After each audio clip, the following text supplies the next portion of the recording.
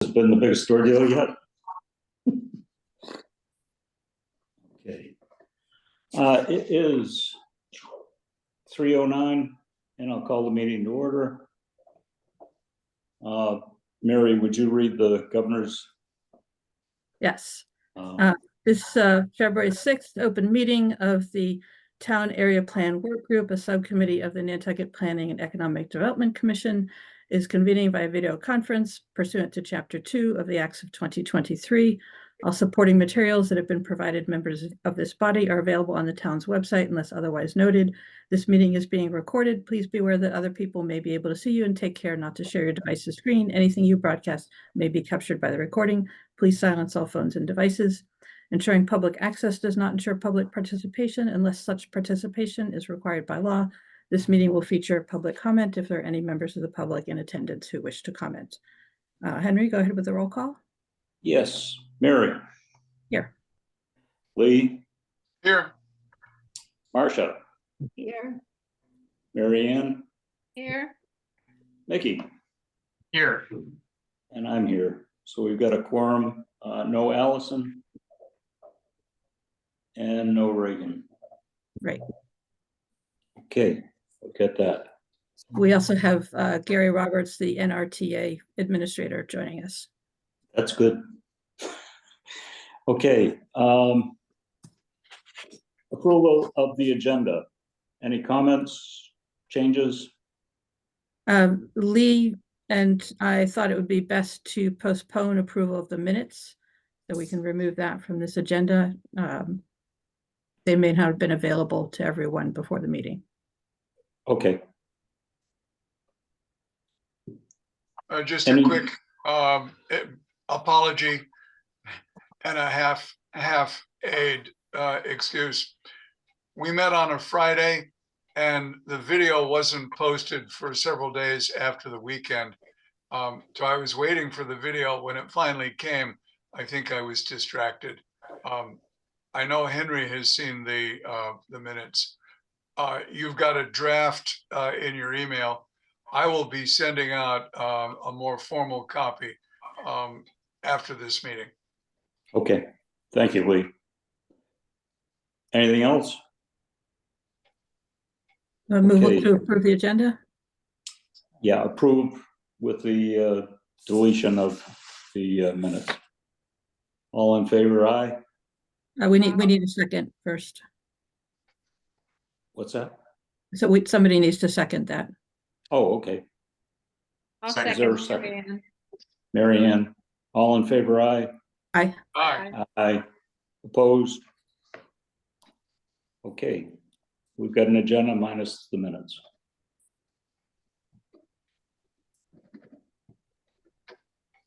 Okay. Gary,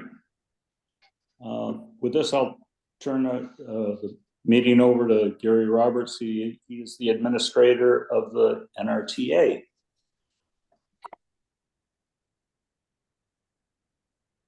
Gary, you're muted.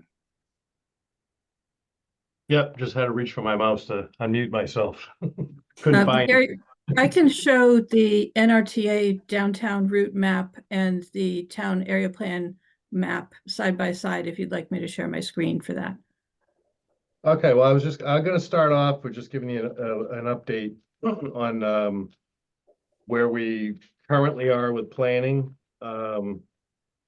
with the electrification of the fleet. The first two buses are here going through post-delivery inspections and going through the steps of fare box installations and the different items that we need to add for the vehicle tracking systems before they are accepted from the manufacturer, so they get paid for them. We also have a grant that's been given to NRTA from Mass DEP for the purchase of 3 additional electric buses. That is going through the process now for funding.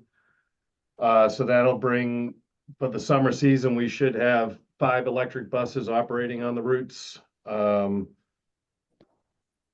With the 4 smaller cutaway vehicles that we've been operating during the winter time, that'll be 9 vehicles that we've added to the fleet in the past year, what was basically since last May.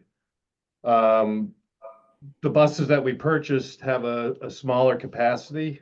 It's one of the drawbacks, but the benefits to the buses being powered by electricity is there'll be no noise from the buses, there'll be no pollution, there'll be no exhaust noise or smoke.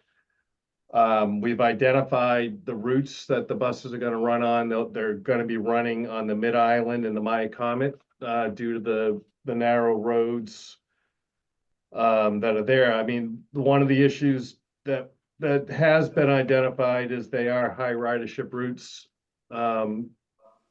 So the plan right now is to increase frequency on the routes in case the buses are filled to capacity. The wait times for the next bus will be greatly diminished. Mid-Island will go down to 10 minutes frequencies. My Comet, we're planning on 15. So the bus seats 12 people, but it has standee room. There's plenty. It's a flat floor entrance to the vehicle, so there's plenty of room. It's not like an aisle that you would be standing in. So the vehicle does have room for standees with the grab straps to hold on to, so it can hold up to 19 people, which is basically the capacity, the seating capacity on the older buses that operated on the route. Increasing the frequency, we hope, will alleviate the size of the buses, but I think the benefit of the lack of noise, the size of the vehicle on those roads is going to be a benefit to everyone that lives along the route. The low floor is going to make it much quicker for people to get on and off, as there's no steps to board the bus. There's still a ramp for anyone that utilizes a wheelchair. That the vehicle has the ability to carry passengers that utilize wheelchairs. Or if somebody can't make the step into the vehicle, the ramp can be easily deployed from the driver's seat to quickly board the passenger. The other big news for the summer is I applied for a grant that we did receive to provide free fares beginning April 1st. That'll run through September 30th. It's a true test to see what that will do to the ridership. We're hoping that more people will ride the bus. If there's nothing to figure out about buying passes, having exact fare, not sure how the bus runs, it's easy. You get on the bus and you get off at your stop and you go. We have tablets that are going to be in every vehicle to track the ridership. We're going to be able to tell where we're picking people up, where we need to work a little bit more on timing for routes, tracking the vehicles. It's tied into a new tracking system that's been updated to put in the vehicles, which already has been implemented in the buses that are currently on the roads now. With the electric buses, there's a ton of infrastructure work that we do need to do. And that is as I've learned, to become very time consuming. How we're going to charge the vehicles, the permitting process to have the electrical work done, working with National Grid, setting up the contractors. The funding is in place currently to do the infrastructure work at the maintenance facility to install 5 level 2 chargers to charge the vehicles at night. Remain Nantucket granted NRTA the cost to put in a level 3 high power charger in town to charge the buses very quickly. The hope is while the driver's on their lunch break that we can basically bring the bus back to 50% state of charge during their lunch break to keep the buses running and not have an issue with the amount of time and miles that they do put on in the course of the day. These are all things that we're working on. There's still some funding issues to do with some of the infrastructure work, but I'm pretty confident that they're all going to line up shortly with MassDOT. There's been requests for additional funding, and I'm hopeful that I'll be getting news on that shortly. The fare-free ramp that we have because we have so many people, the businesses that bypass this for their employees, we've suspended the seasonal pass. There'll be no charge for anyone to ride, so businesses should not have to purchase passes for their employees. The year-round pass that we do sell quite a bit of to residents of the island or commuters that come to work here year-round. It wouldn't be right to charge them the full cost for the pass when 6 months of the year is going to be fare free. So we've reduced the cost of the pass by 50%. We've started the sales for the year. We've explained to everyone the reason why. We have had questions. Why isn't it fare free now? Why should we have to pay now? We could have done fare free. It was up to my choosing to how we wanted to run the pilot. A lot of the RTAs were doing the month of December during the shopping season. Some others are doing weekends only. Some are doing demand response only. Some are only doing 3 months. I decided to put in for the full amount and requested that it went through 2 years of fiscal funding. Our year ends on June 30th, so half the money will be for this fiscal year. The other half will come in for the second half. The bulk of our ridership is during the in-season time when all the buses are running. The only way to see the true effects of how fare free will work is you have to do it while you're running at full steam and all the passengers are here to ride the buses. So the decision was made to go April through September, and I truly expect we're going to see quite an increase in ridership. Some of the other things that I'm currently working on through innovation grants that have been applied for, I'm hopeful that we get both. If we do not get both, I'm surely hopeful that we get one. So the first one is for the Wave Ferry Connector that ran years ago, and funding went away, and that there was no funding available in the current operating budget to squeeze it in. I have put in to reinstitute the ferry connector running from the fairgrounds lot to the boats. It's a little difficult to come up with the exact schedule how to do it because of the schedules of the boats. You know, in the off season, steamship isn't running the high speed. The High Line has their times, but their schedules vary at points in time. So, you know, we're working on a plan currently for the summer months. And the off season would be more of every 20 minutes type of thing that it'll complement the old South route to have another vehicle traveling on that path to bring people into town. One thing I've noticed, the Stop and Shop here in town is no longer a viable parking lot, it seems, for anyone except for contractors that park their vehicles there. So I'm hopeful that if we do provide the shuttle to fairgrounds, that more of the contractors will use the lots outlying, and we'll provide the transportation to pick them up at the boat and bring them out to the lots where their vehicles will be kept at. The summertime, it's very difficult to get to the boat. It's always jam-packed. It's hard for people to pick people up at the boat, so we're hoping that this connector will get people out of town and trying to alleviate some of the traffic that does come into town. So the grant has been applied for. We're hoping by April to have an answer. It all depends on how the speed at which MassDOT responds to the grants that were applied for.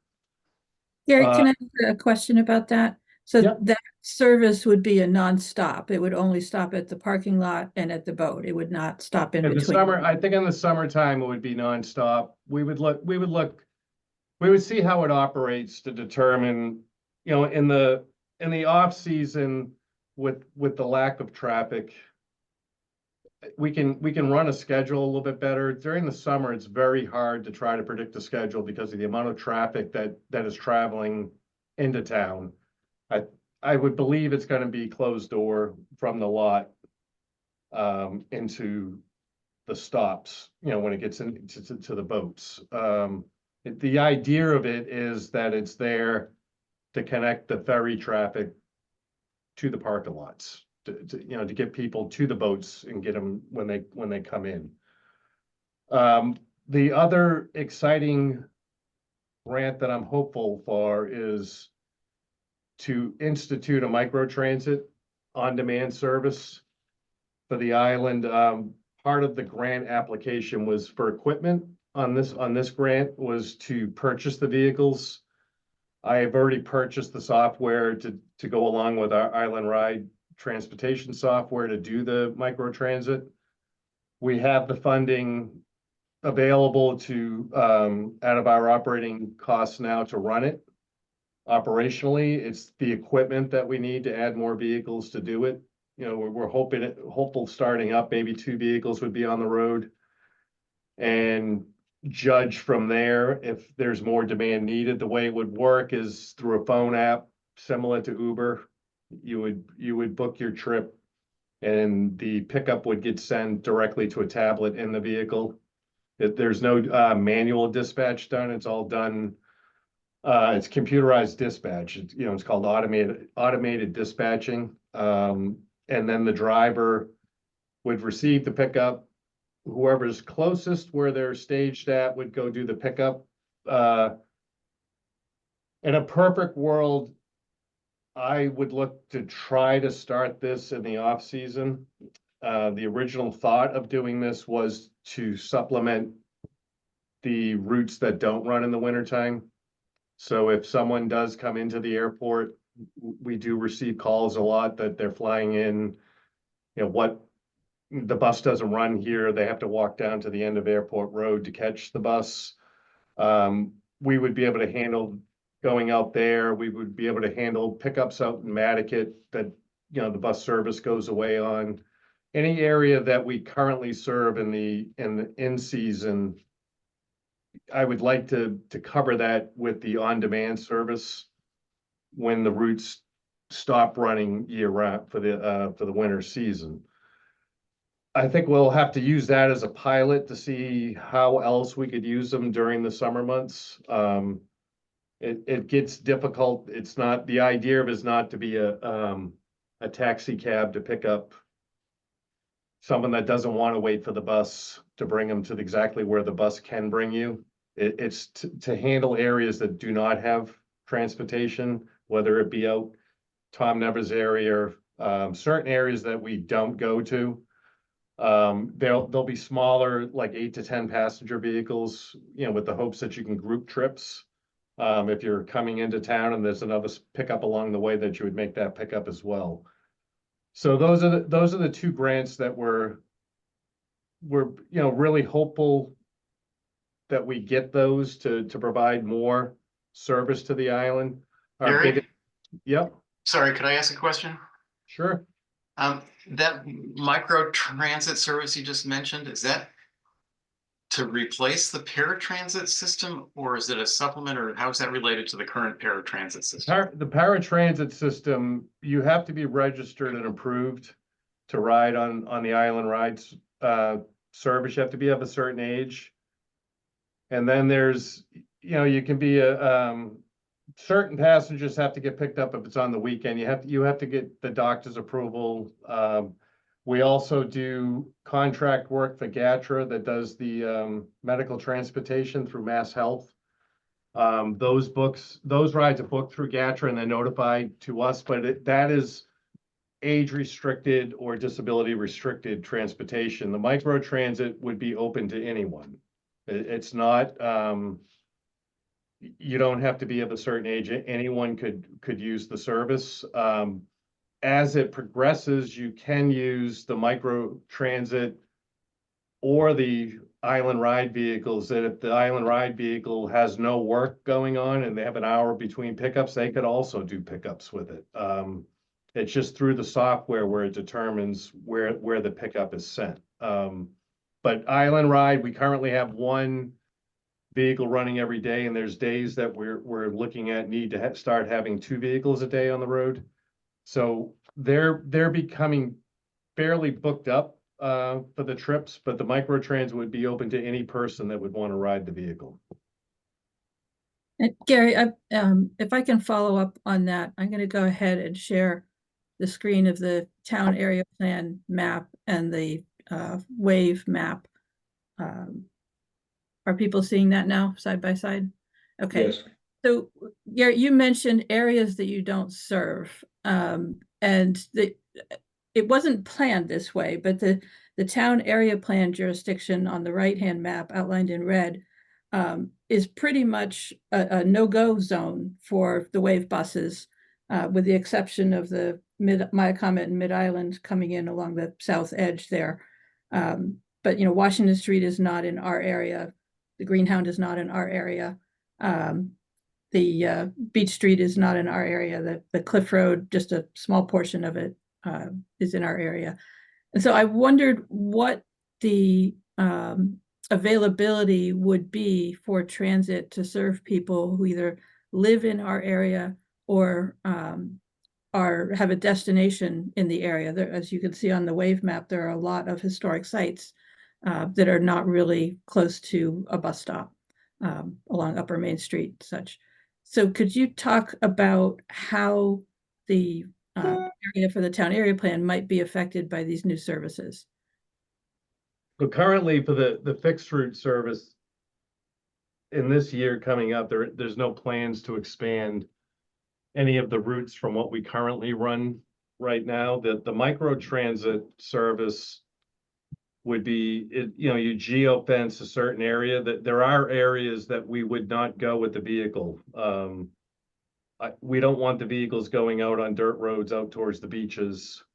There are certain, one of the issues that we have with a lot of the roads, they're very hard for our vehicles to traverse with, whether it be the size, sometimes it's not the size of the road, it's parking on the road, where vehicles are parked on the road or they're half on the sidewalk and they're half sticking out, and we can't get vehicles down a lot of these streets. Right now, we're having not a very fun time with all the construction that's going on with Eastover and Pleasant Street. And every time we turn around, when we have a detour set up, Erica emailed us the other day about, I'm not quite sure where you're going to go, because there were 3 roads that we were using that were not going to be accessible. So basically the way the micro transit is, we develop a map.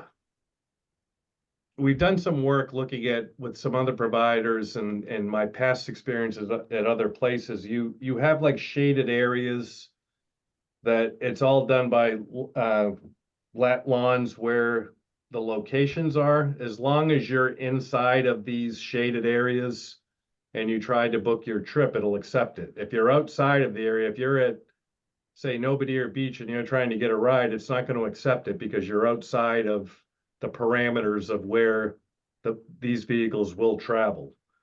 So the only thing that we have planned that would expand service in any area on the island would be with the micro transit, and it's more of an overlay that you put over the areas to determine where you'll go and which areas are off limits. The software does have the ability to connect with Uber, or if Uber, Lyft, and if the taxis have that type of electronic software in their vehicles, that we have the ability. It's been purchased. Whether or not we're going to connect to that hasn't been decided. That if we couldn't provide the trip, it could send the trip over to another provider as well to handle the trip. It's microtransit or on demand, as someone called it. Basically, microtransit is to try to get people that are off the bus routes to the bus routes. It's not to say, well, I don't want to wait 15 minutes for the bus. I'm going to do the on demand, the micro transit portion. So this is the best way right now to expand some of the service to cover areas that there's no justification to run a bus every 30 minutes by. It's designed for rural pickups, basically, that are away from where the heaviest traveled routes are, and that's currently what we cover, our routes that have been determined to show where the ridership would be. So, are you saying that you don't think that there would be very many trips in the town area because it doesn't accomplish the primary mission? I'm trying to understand what the potential here and what expectations we might have.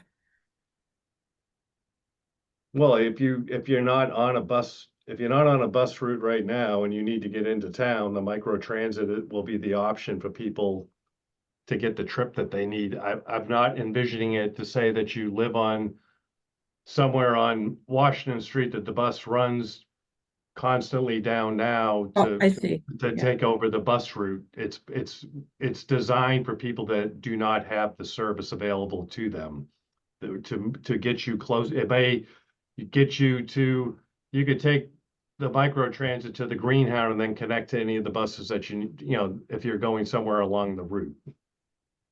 No, I was thinking more of someone, let's say Tom Nevers, as you mentioned, who wants to go to the oldest house, let's say. And there's no way to do that easily on the bus route. There's no service in Tom Nevers. If they got to the Sconset route, they would drop them at the Greenhound. They'd have to walk over to the Wedding Museum in order to pick up service that doesn't really go anywhere near the oldest house. So, it's, I'm trying to imagine how the microtransit would reduce trips and provide opportunities for people who either live in or have a destination in the area that we're concerned about in town. Well, that's a prime example of what the on-demand service would provide as a trip that you described. But my feeling on it is starting it in the fall, it's gonna provide transportation to a very large part of the island because there is not a lot of transportation during the winter months. Starting out small as, this is a pilot is the way to go. And then you judge from there, how you see it growing or if it's a benefit or not.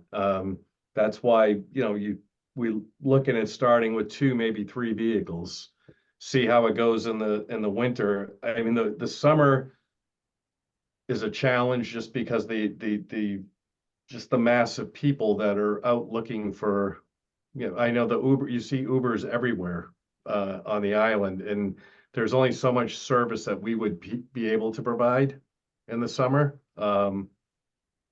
It'll supplement what we do provide, but I think the greatest thing that you'll see is the benefit during the off season for the on-demand for people that live on the island.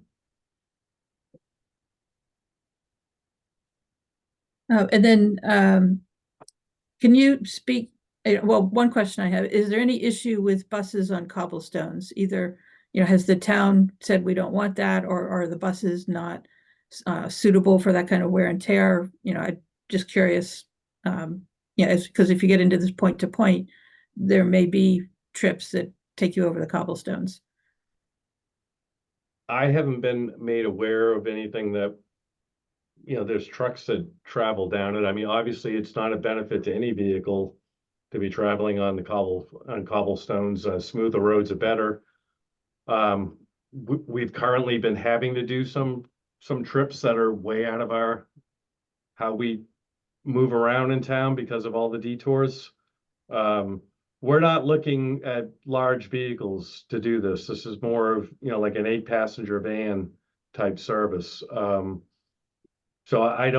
there's no issue that says, that the vehicles couldn't do it. And I'm not aware of the town having any say saying that we wouldn't be able to do it.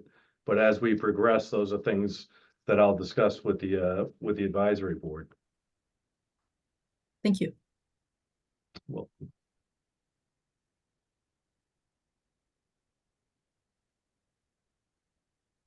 So basically, that's where we're at right now. All our focus here right now is on getting the electric bus project up and running. until the next project rolls around, depending on how the grants go. I was hoping that the winter was gonna be a little bit slower, but it seems like this is the busiest time of year for us in the office here because it's nothing but, state reporting and grant applications are all due at this time of year to, to have all our planning in place. So we're working on the schedules for the, increased frequency on the routes right now. There was a lot of work to do, thinking fare free would make, take all the work away from us, but there was a lot of work to prep for it and how we're gonna do our reporting and tracking of ridership and how we're gonna charge people until that point in time comes. But it is gonna be a benefit to not only the passengers, but to us. You wouldn't believe the amount of work that goes involved to take care of electronic fare boxes. The cost of the equipment of an electronic fare box in each vehicle runs about $18,000 to $20,000 just to purchase it. There's constant maintenance. You have parts that are banging around on the inside of it that are all electronic boards that need to be constantly looked at and tested. And even the fare media that we give out our little change card on is not free to us. We have to purchase all that for just a little piece of paper that may be used one more time and then it's thrown out.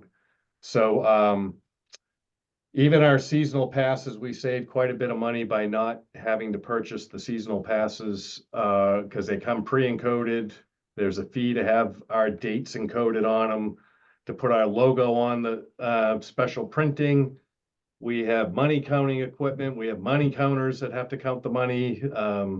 There's just a lot of work that goes into bringing in the money. So we're going to use this as a true test to see what we're going to do in the future. I do know that the current time, FY25, the state has not given any funding for any fare free pilots at all for that year.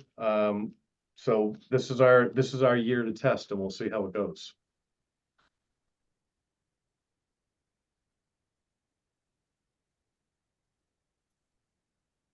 Any more questions? A simple one, Gary. I'm taking notes. I'll send you a copy. Your email address? It is G Roberts at Nantucket-ma.gov. Got it. In other words, a standard Nantucket town address. Yeah, with just G Roberts. Thank you. You're welcome. Anybody else? Well, I'll just say my take on this is that there's the potential over the next couple of years for some very significant change in how people are transported around the island. And that's something that we should be thinking about in our area plan. What do we want to endorse or recommend? What impacts do we think are going to be created? Are they positive? Are they negative? So that, Gary, thank you so much for this preview. I think we all need to be paying attention and trying out the new services this summer to see what kind of a difference it can make. I think one of our NRTA's biggest challenges, I've been coming to the island for 10 years. I mean, I've only been in this position for a year, but traffic seems to have gotten worse and worse every year. We really struggle to keep the buses running on time. Old South has turned into, 7 o'clock in the morning. I live down near the airport, and in the summer it might take me, 45 minutes to get into town to come to work. Where in the wintertime here, it's like 7 minutes, depending on construction. But one of our challenges that we are really going to face is just the traffic, that nobody wants to ride the bus if you're just sitting in the bus. You can walk faster. At some points in time, I think you can walk faster, but we're also going with the smaller vehicles that are a little more nimble. They can move a little easier through the traffic, and they're not going to require CDLs for the drivers because of the capacity of them. So we're hoping that we're gonna have more drivers available to us. That's another struggle that we've had because people don't realize it's a tough day to sit for 10 hours behind the wheel of a bus when you're in summer traffic from morning till night. It's not fun. And you can see it in our driver's faces as the week wears on and as the season rolls on, they're pretty burnt out. So, that's what's facing us, and we're gonna try to come up with innovative ideas to move people around the best we can. Thank you, Gary.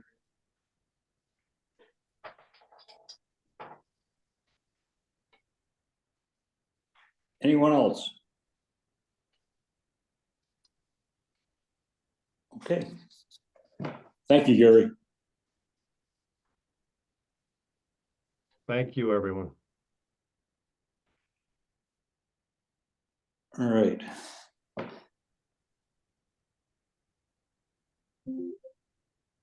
Here we go. All right. Is there anything anyone wants to discuss? Wonder Don't if jump we're- in. if regarding the bus routes, is that, you know, Mary, you mentioned the fact that they don't really go at all through our zone. No. And, you know, maybe with the smaller, quieter buses, there might be more opportunity to extend some of the routes. Let me around put our let me put the maps up again, because one of the things I noticed, and Gary, if you're still with us, maybe you can comment on this. Just give me a second to get them back up. Mary, while you do that, as soon as it comes up, the one route does go through our area, and that's actually two routes that go through Five Corners and York and Dover Street. Right, I mentioned that at the beginning, but if you're trying to go east-west, if you look at the wave map, there's a cluster of destinations, but there's no real alternate route than Main Street to go, you know, east-west. And there's the same problem sort of north-south. The only real viable route to cross that expanse is Pleasant Street and Gardner Street.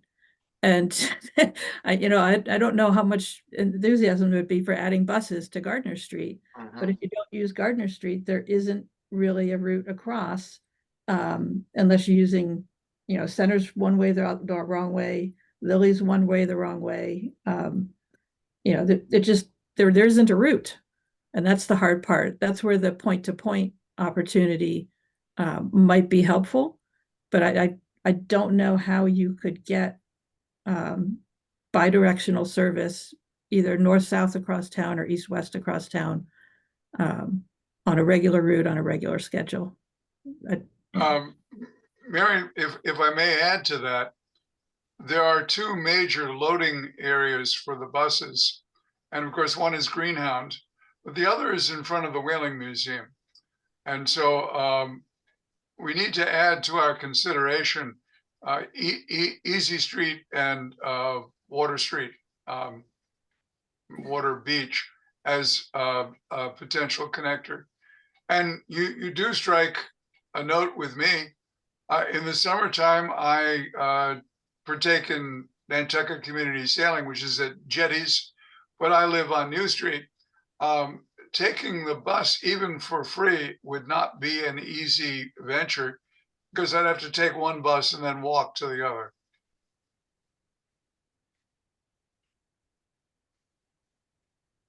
Yeah, it would be nice, I think, from a transportation standpoint, to have some kind of an in-town loop. But it would mean buses on South Water, buses on Main Street, buses probably on Gardner Street. And I just don't know what the appetite and practicality of that is.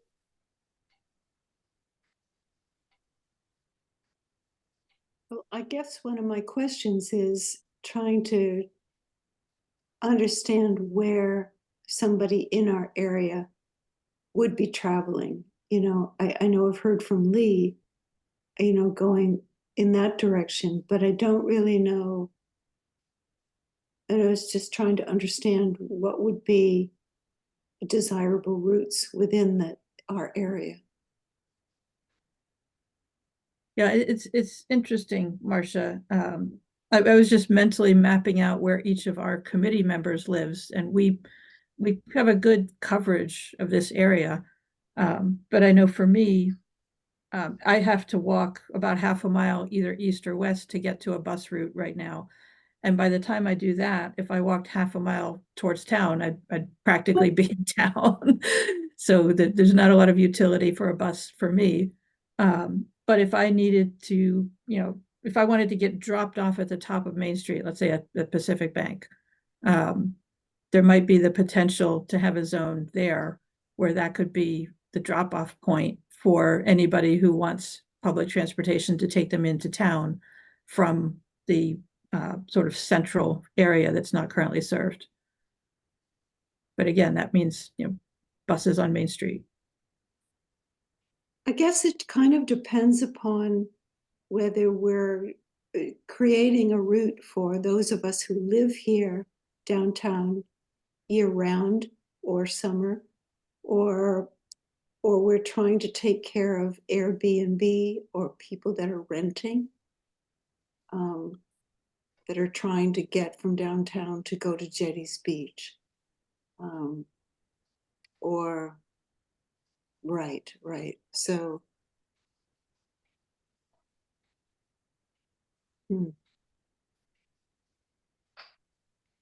Yeah, I think, if you have guests this summer, if you're making these trips yourself this summer, stop and think about what the opportunities are.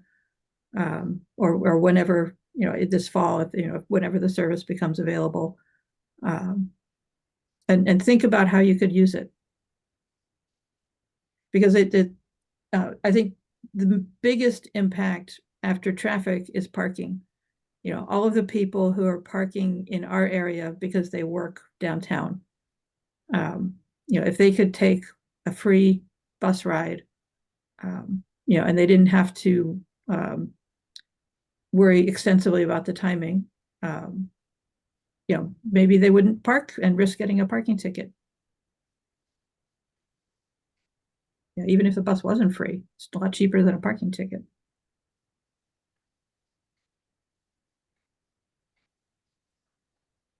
I see it all the time here. Businesses, people park on Gay, and it's like every 2 hours, it's a shuffle. Mhm. So if he can cut down on commuters, I think that one meeting Matt told us it was 135 commuters every day that are taking up parking spots. That's huge. Now, how many would actually use the service? I don't know. Right. Henry and colleagues, we talk about the lack of routine businesses in our downtown area, downtown and our area. But what we do have is a wealth of realtors, and every one of those real estate agents needs to get into his car frequently, so as to transport a customer to a property. And I think that's a large part of the shuffle that Henry sees. I do know it's constant. The other way that this might have an impact is there could be fewer cyclists. If I'm thinking of summer workers and, they're frequently relying on a bicycle to get around. But if there was a bus that would do the same job and they felt more comfortable rather than being in a strange area on the road with the summer traffic, that might be an option for them as well.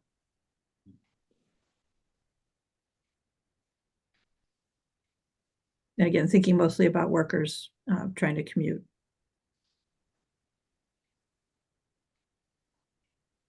Well, hopefully this summer it works out.